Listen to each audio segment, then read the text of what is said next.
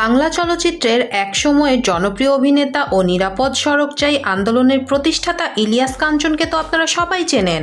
দীর্ঘ 4 দশকেরও বেশি সময় ধরে বাংলা চলচ্চিত্রে অভিনয় করে দর্শকদের হাসি, মজা, আনন্দ বিলিয়ে দিয়েছেন তিনি। এ পর্যন্ত 3 শতাধিক চলচ্চিত্রে অভিনয় করেছেন ইলিয়াস কাঞ্চন, যার মধ্যে বেশিরভাগই ছিল ব্যবসা সফল। তবে জানেন কি ইলিয়াস কাঞ্চনের ছেলেকে? খুব শীঘ্রই নায়ক হয়ে আসছে তার ছেলে। দেখলে অবাক হয়ে যাবেন আপনি। দর্শক, পুরো সংবাদটি বিস্তারিত জানতে হলে ভিডিওটি না টেনে সম্পূর্ণ দেখুন। আর আপনি যদি আমাদের চ্যানেলে নতুন হয়ে থাকেন তবে এখনই সাবস্ক্রাইব করে বেল বাটনটি বাজিয়ে দিন। বাংলা সিনেমার পুরো ইতিহাসে সবচেয়ে সফল সিনেমার নাম বেদের মেয়ে জ্যোৎস্না। 20 কোটির বেশি আয় করা এই সিনেমার রেকর্ড আজ অব্দি কোনো সিনেমা ভাঙতে পারেনি। ইতিহাস সৃষ্টি করা এই সিনেমার নায়ক ইলিয়াস কাঞ্চন। 80-র দশকে ঢাকাই সিনেমাকে মাতিয়ে রাখা তুমুল জনপ্রিয় একজন অভিনেতা তিনি। 1956 সালের 24 ডিসেম্বর কিশোরগঞ্জ জেলার করিমগঞ্জ উপজেলার আশুতিয়াপাড়া গ্রামে জন্মগ্রহণ করেন ইলিয়াস কাঞ্চন। তার বাবা ছিলেন হাজী আব্দুল আলী এবং মা ছিলেন শরুফা খাতুন। কৈশোর থেকেই অভিনয়ের প্রতি গভীর ভালোবাসা ছিল ইলিয়াস কাঞ্চনের। 1977 সালে কিংবদন্তি নির্মাতা সুভাষ দত্তের বসুন্ধরা সিনেমার মাধ্যমে চলচ্চিত্রে আবির্ভাব ঘটে তার।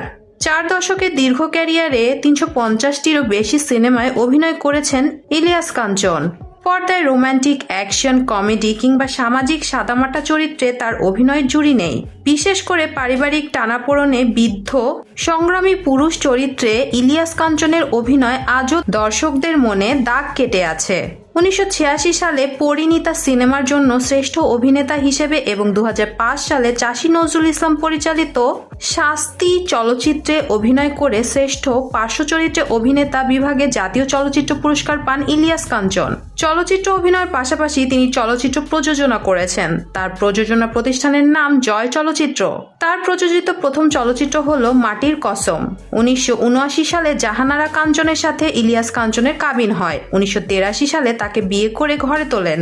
জাহানারা কাঞ্চন 1993 সালের 22 অক্টোবর ইলিয়াস কাঞ্চনের শুটিং দেখতে যাওয়ার পথে সড়ক দুর্ঘটনায় মারা যান। তবে জানেন কি, বিয়ের 1 বছর পর এই দম্পতির ঘরে জন্ম নেয় একটি ছেলে, যার নাম মিরাজুল মঈন জয়। বর্তমানে তিনি নিরাপদ সড়ক চাই আন্দোলনের ভারপ্রাপ্ত চেয়ারম্যান হিসেবে দায়িত্ব পালন করছেন। এছাড়াও যুক্তরাজ্যের ইউনিভার্সিটি অফ লেসেস্টার থেকে অর্থনীতিতে স্নাতক করেছেন মিরাজুল মঈন জয়।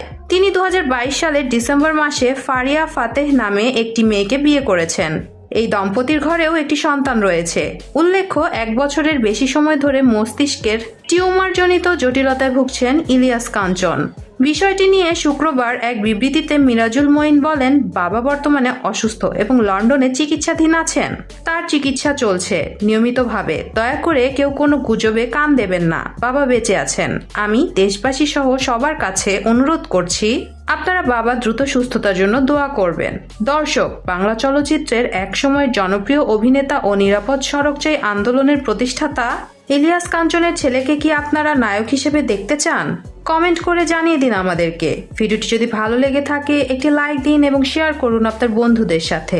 আর আমাদের চ্যানেলটি এখনই সাবস্ক্রাইব করে বেল বাটনটি বাজিয়ে দিন। ধন্যবাদ।